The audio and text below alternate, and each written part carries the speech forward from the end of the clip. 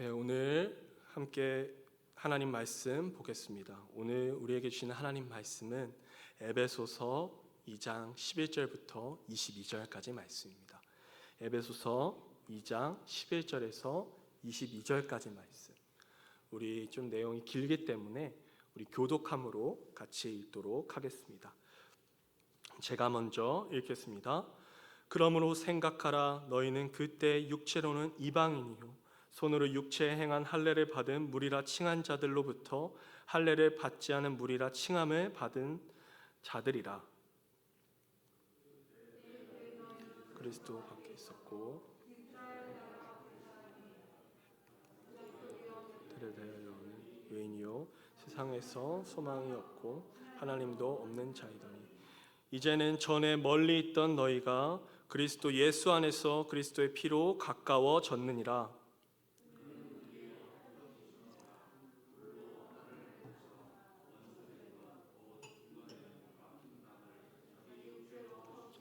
법조문으로 된 계명의 율법을 폐하셨으니 이는 이 둘로 자기 안에서 한 세 사람을 지어 화평하게 하시고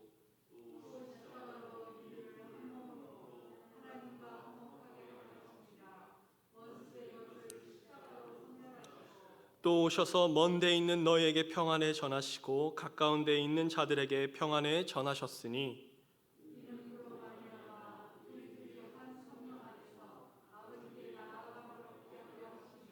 그러므로 이제부터 너희는 외인도 아니요 나그네도 아니요 오직 성도들과 동일한 시민이요 하나님의 권속이라.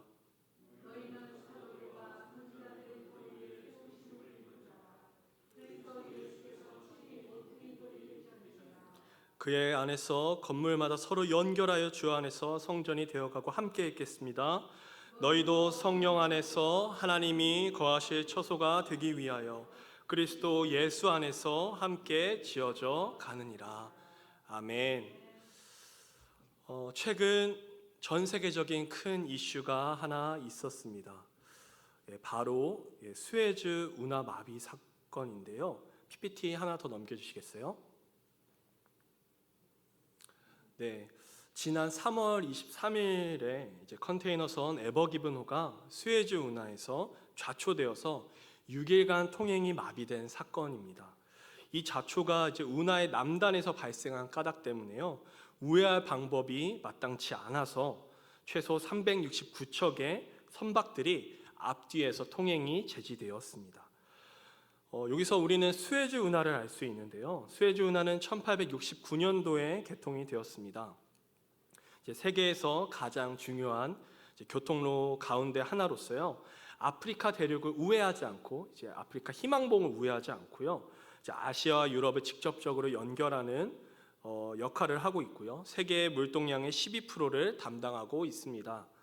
이 운하 마비 사고로 인해서 전문가들은 유류, 일용품 등의 운송에 심각한 차질이 생길 것이라고 내다보았고요. 시간당 약 4억 달러의 손해가 나고 있다고 판단했습니다. 당장 큰 예로 수에즈 운하가 막힘으로써 주요 통로를 이용하고 있던 석유는 이 사고 이후에 국제 유가가 약 6% 정도 인상된 것을 볼 수 있었는데요. 이 사고를 수습하기 위해서 많은 방법들이 사용되었습니다. 수많은 예인선들 지금 보이시죠? 저 배 옆에 4척의 예인선들이 보이고요. 그 앞에는 약간 땅이 파져 있는 걸 볼 수 있는데 그건 굴착기로 그 막혀 있는 것들을 뚫고 있는 작업 중에 있는 것입니다.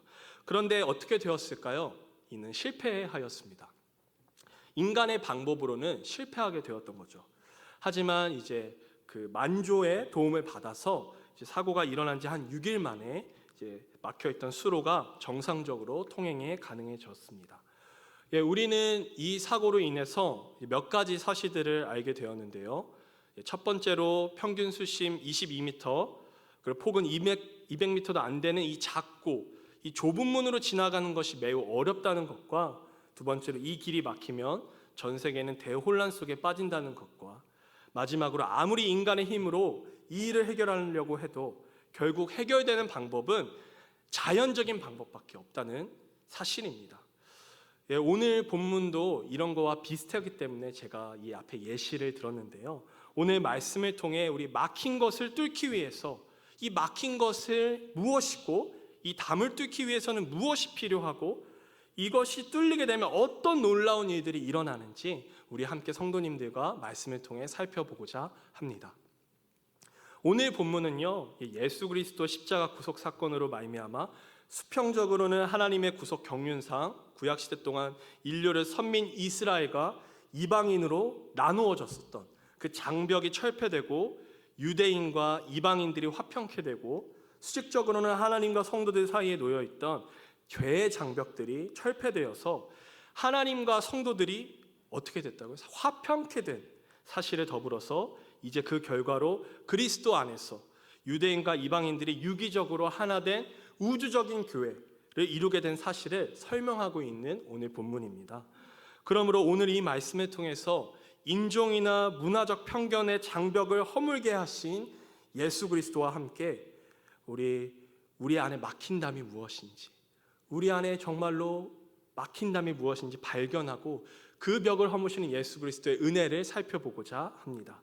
우리 첫 번째로 살펴보고자 하는 것은 막힌 담인데요. 예수님께서 허무신 담은 학교 앞에 있는 그런 담이 아닙니다. 담은 두 가지의 성격이 있는데요. 보이는 담과 보이지 않는 담이 있습니다. 이제 보이는 담은 예루살렘 성전에 있는 1.5m의 높이로 유대인들과 이방인의 사이를 가로막는 돌인 벽이 있었습니다. 예루살렘 성전에는 이방인의 뜰을 넘어서 성전 안으로 들어오는 입구에 다음과 같은 경고문이 써져 있는데요. 다음 슬라이드 주시죠. 혹시 무슨 말인지 알아보시겠습니까? 네, 제가 그러실 줄 알고 미리 번역을 해왔습니다. 헬라어인데요. 맨 윗줄부터 이렇게 적혀져 있습니다. 어떤 이방인도 들어올 수 없다. 두 번째 줄, 둘러싼 안으로. 세 번째 줄, 성전의 담장과 성전 영역. 네 번째, 잡히는 사람은 누구든지 스스로 책임져야 한다. 다섯 번째, 초래할. 여섯 번째, 죽음에. 이렇게 되어 있습니다. 이 말을 정리하면요, 어떤 이방인도 이 담 안으로 들어오는 것을 금한다라는 뜻이죠. 어기는 자는 어떻게 된다고요? 사형에 처하게 된다라고 되어 있습니다. 바울은 예루살렘에서 에베소인 드로미보를 이 담 안으로 들어오게 하였다는 오해를 사서 유대인들에게 고소를 당한 적이 있었습니다. 하지만 예수 그리스도는 자신의 죽음으로 성전 지성소의 휘장을 찢으심으로써 이방인의 출입을 제한한 그 담이 무용지물이 되게 하셨습니다. 그런 의미에서 그리스도는 유대인과 이방인들을 이제 중간에 막힌 담이 있었다면 그것을 허무신 분이 되셨겠죠. 또 하나의 벽을 우리가 살펴볼 수 있는데요. 또 하나의 벽은 보이지 않는 벽입니다. 이 벽은 혈통적, 민족적, 문화적, 종교적 측면에서 볼 수 있는 보이지 않는 벽입니다. 이 담은 특히 유대인들이 가지고 있는 율법에 의해서 드러났는데요.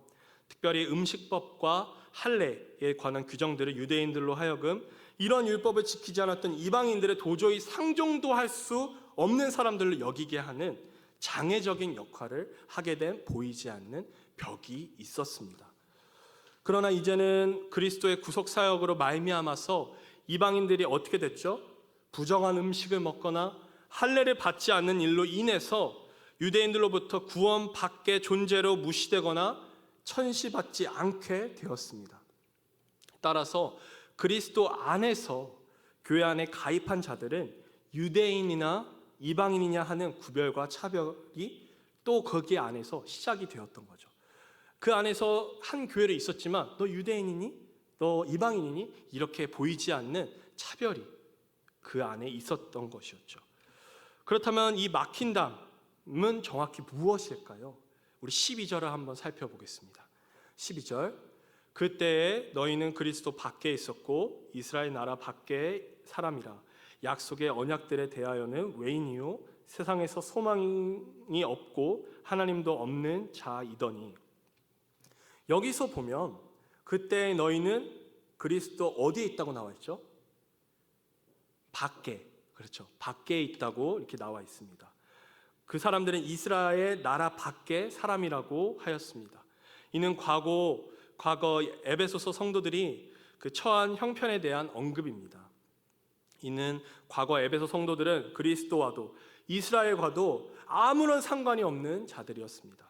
그런데 여기서 주목해야 될 것은 바울이 그리스도와 이스라엘 나라를 동일선상에서 이해하고 있다는 것입니다. 이는 이스라엘 백성은 다 그리스도 안에 있는 것처럼 말하는 것 같습니다. 하지만 사실은 그렇지 않습니다.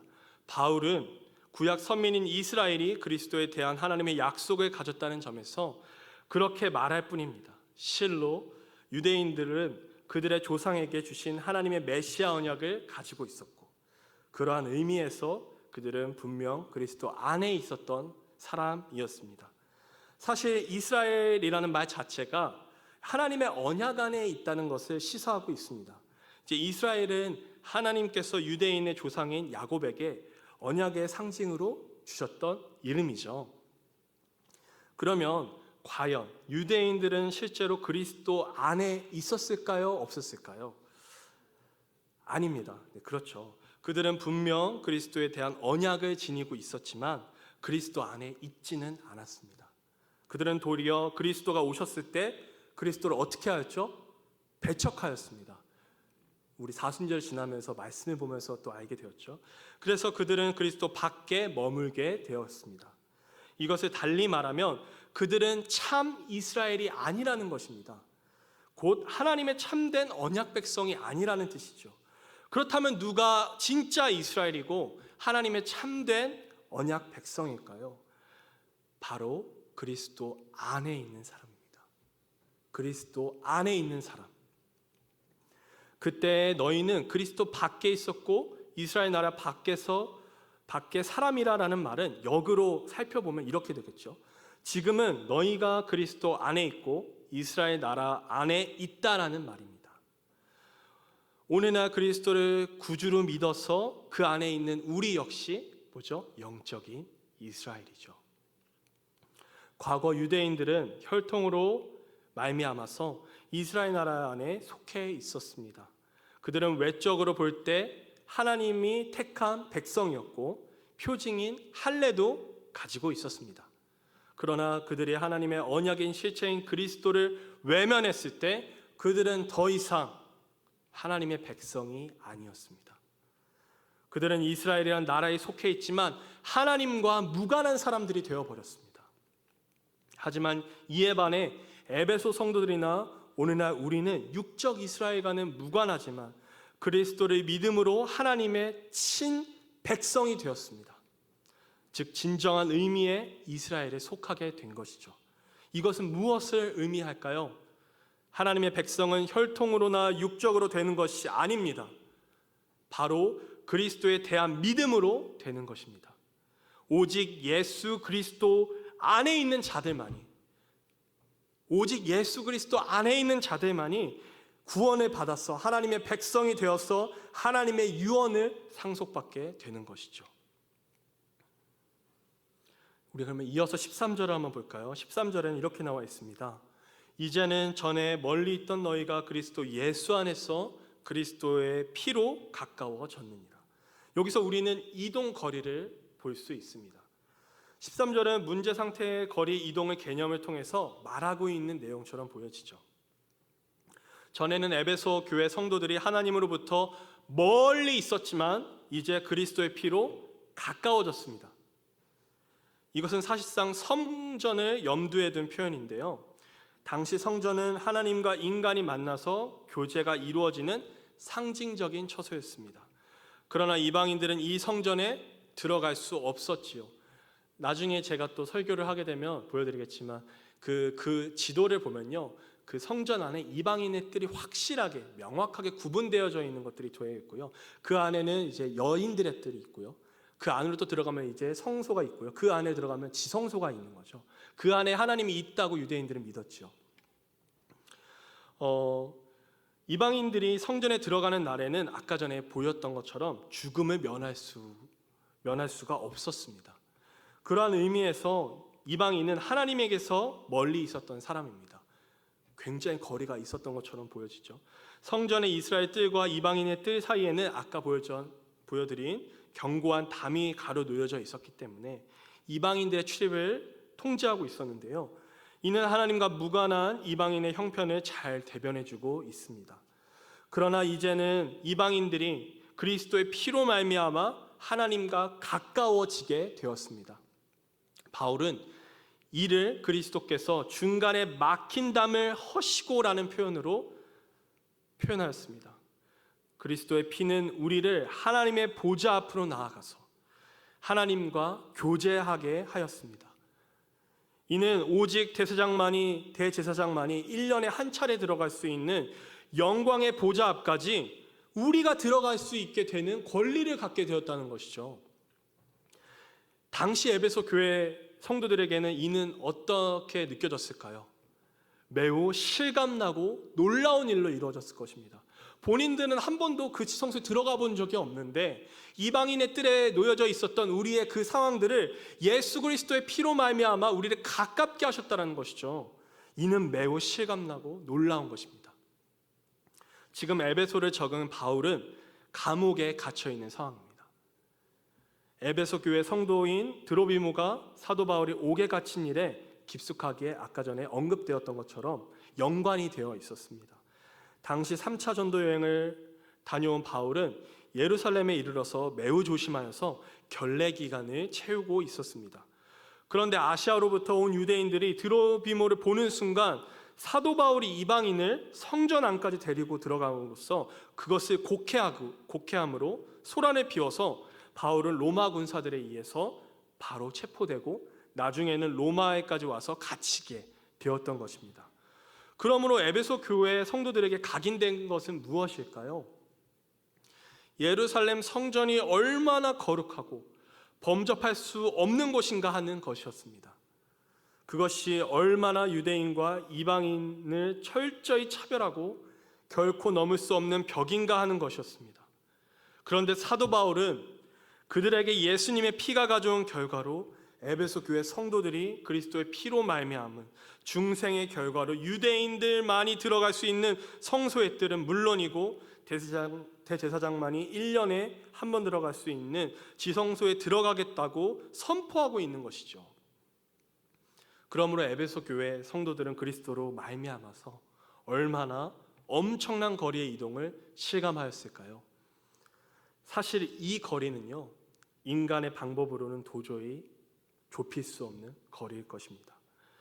그러나 그리스도께서 본인 스스로가 속죄 제물이 되셔서 단 한 번에 자신을 하나님께 드려서 하나님과 우리 사이에 막혀있던 담을 허시고 우리를 가까워지게 하셨다는 것입니다. 이 막힌 담을 예수 그리스도께서 허물게 하셨는데요, 예수 그리스도가 어떤 성품으로 이 담을 허셨는지 우리 함께 14절을 보면서 살펴보고자 합니다. 14절 한번 볼까요? 14절입니다. 14절에서는 이렇게 나와 있습니다. 그는 우리의 화평이신지라 둘로 하나를 만드사 원수된 것 곧 중간에 막힌 담을 자기 육체로 허시고. 여기에 우리란 이제 유대인과 이방인을 가리킵니다. 혹은 인류 전체를 가리킨다고 해도 무방하겠죠. 또 화평이라 원어적으로 볼 때 나누어진 둘을 하나로 화해시킨다는 의미가 있습니다. 에이레네라고 하죠. 에이레네. 이것을 일구어낸 평화라고 말하고 있습니다. 그래서 사도 바울도 둘로 하나를 만드사 중간에 막힌 담을 허시고라는 그 의미를 충분하게 설명하고 있습니다. 세상은 평화를 이루고자 자신들의 이익을 추구하며 평화라는 미명하에 담을 더 쌓고 있습니다. 어떤 게 생겼죠? 무슨 그룹이 생기고요, 무슨 그룹이 또 생기고요, 또 무슨 단체가 또 생깁니다. 평화라는 미명하에 그 안에서 단체들이 계속 생겨나고 있다는 거예요. 담을 더 쌓고 있다는 겁니다. 사실 인간의 노력으로 이루어진 평화들은 아주 잠시일 뿐입니다. 분열과 다툼을 잠시 가리기 위한 일시적인 방책밖에 되지 않는 것이죠. 죄악된 인간은 평화와 거리가 먼 존재들입니다. 하지만 어떻게 해요? 막힌 담을 허시고 화평하게 하시는 근원은 바로 우리 구주 예수 그리스도이십니다. 예수님이 왜 십자가에 달리셨을까요? 바로 우리의 죄 때문이겠죠. 죄로 말미암아 영원히 죽어서 마땅한 우리를 위해 예수님께서는 십자가에서 물과 피를 한 방울도 남김없이 다 쏟으셨습니다. 이 놀라우신 헌신을 생각할 때 눈물이 앞을 가립니다. 진정한 평화의 길은 인간의 노력이 아닌 예수 그리스도 한 분밖에 없습니다. 16절을 한번 볼까요? 16절에서는 또 십자가로 이 둘을 한 몸으로 하나님과 화목하게 하려 하심이라. 원수된 것을 십자가로 소멸하시고. 16절에서 사도 바울은 이렇게 말하고 있습니다. 또 십자가로 이 둘을 한 몸으로 하나님과 화목하게 하려 하심이라고 하였습니다. 이 역시 그리스도께서 의문에 속한 율법을 자기 육체로 폐하신 목적입니다. 그러므로 15절 하반절이 그리스도의 구속사역의 목적의 첫 번째로 인간 간의 화평을 말하고 있다면, 여기서 두 번째로 하나님과 인간과의 화목을 말하고 있는 것입니다. 여기서 우리가 주목해야 되는 것은 이 둘입니다. 이 둘. 여기서 이 둘은 누구를 가리킬까요? 우리 앞에서 계속 말했는데 이방인들과 유대인이겠죠. 이 둘을 어떻게 하신다고요? 바로 하나님과 화목하게 하려 하신다는 것입니다. 그런데 여기서 관심을 가지고 보아야 될 것은 바로 유대인입니다. 하나님과 화목에 관한 메시지를 이방인은 어떤 의미에서 너무도 당연하게 그리고 쉽게 받아들인 일입니다. 이미 사도 바울이 앞에서 언급한 것 같이 그들은 하나님으로부터 너무 멀리 떨어져 있었기 때문입니다. 유대인들은 하나님과의 화목에 관한 이야기를 자신과 먼 이야기로 생각했습니다. 그들은 세상에서 오직 자신들만이 하나님과 깊은 화목의 관계로 들어와 있다고 생각했습니다. 그러므로 그들은 하나님이 화목제물로 보내신 그리스도마저 외면했다는 것이죠. 그러나 사도 바울의 주장은 이들이 하나님과 진정한 화목의 관계에 들어와 있다고 생각하지 않으셨습니다. 유대인 역시 이방인과 조금도 다를 바 없고 하나님과 화목해야 한다고 강조하고 있습니다. 그들에게도 하나님과의 장벽이 있고 그 장벽은 오직 예수 그리스도에 의해서만 무너질 수 있다는 것입니다. 세상에 예수님 없이 하나님과 화목할 수 있는 사람은 아무도 없습니다. 아무리 선하고 의롭게 사는 사람이라고 할지라도 반드시 예수님을 통해서만 화목할 수 있습니다. 오직 예수 그리스도를 믿고 그의 보혈을 의지하는 사람만이 이 문제의 해결 방법을 찾을 것입니다.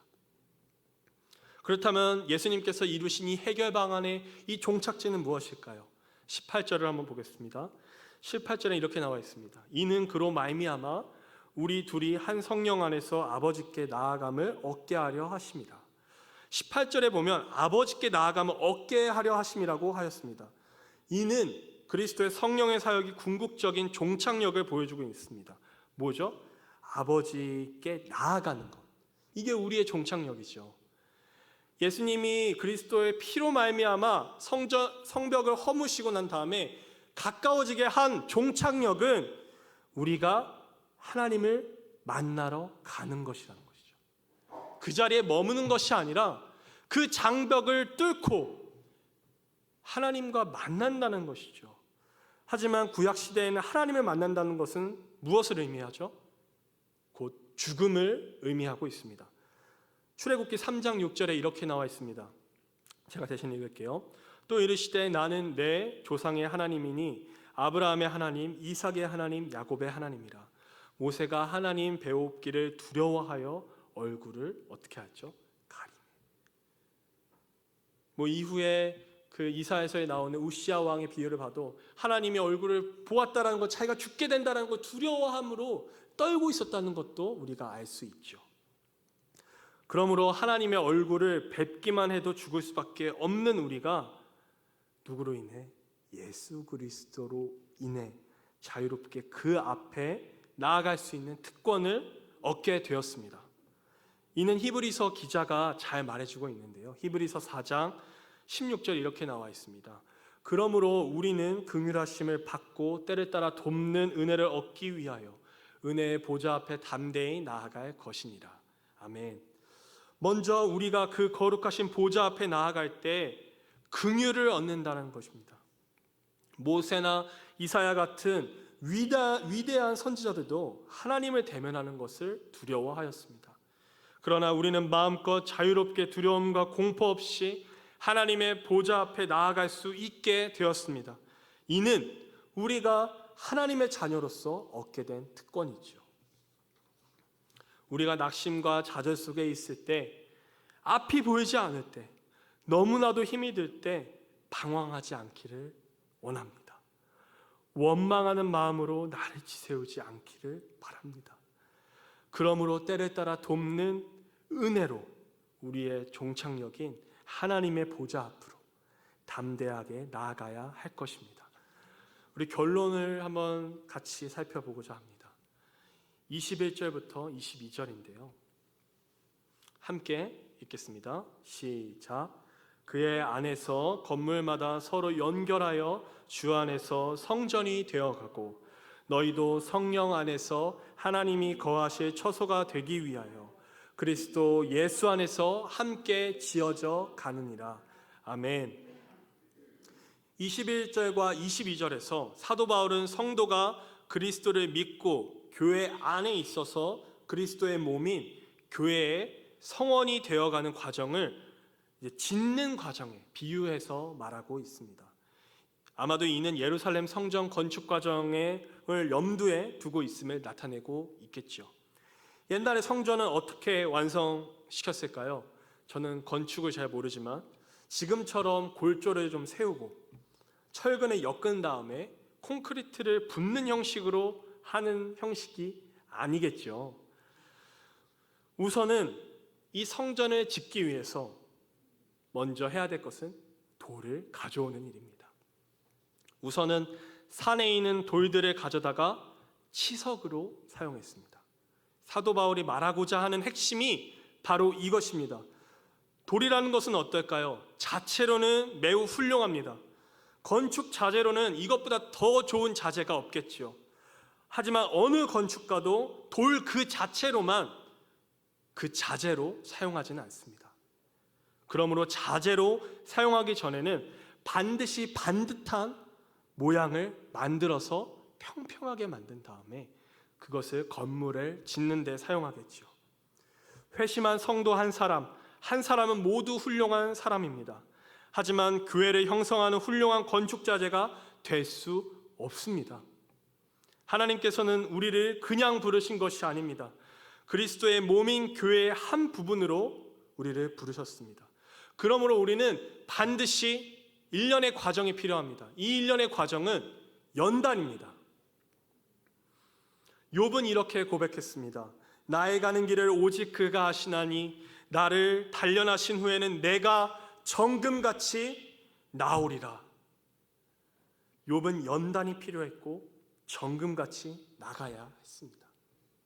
그러므로 우리 역시 하나님 안에서 연단이 필요합니다. 저는 온전히 이룬 자가 아닙니다. 저도 삐뚤빼뚤하고 저도 그 안에 부족한 부분이 많은 사람이죠. 저는 더 많이 깨어질 필요가 있습니다. 무언가 더 많이 잘려나가야 되는 부분들이 있습니다.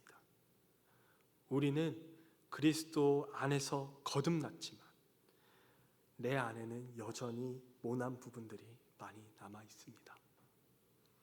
그래서 우리는 하나님의 성전을 완성하기 위해서 우리의 모난 부분을 깨뜨려야 할 것입니다. 이 일은 저 혼자 할 수 없습니다. 이 일을 행하시는 분은 위대하신 건축가이신 예수님께서 하십니다. 예수님은 나의 모난 부분을 여러 가지 방법으로 깨뜨려서 우리로 하여금 하나님의 전을 지어가는데 합당한 자재가 되게 하십니다. 그러므로 오늘 이 시간 우리 기도함으로 또한 말씀으로 말미암아 연단받은 자재로서 하나님의 성전을 이루어 나가는 우리 루야교회 성도님들이 되기를 주님의 이름으로 축복합니다.